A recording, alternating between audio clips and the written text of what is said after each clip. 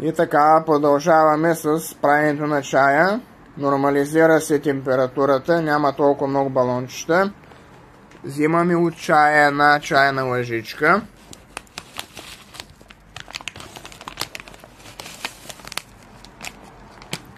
Ето.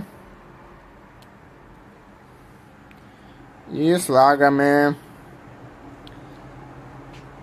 И оставяме този чай заедно с едната лъжичка черен чай да се прави за 13 минути. И след 13 минути ще ви покажа чашката турската.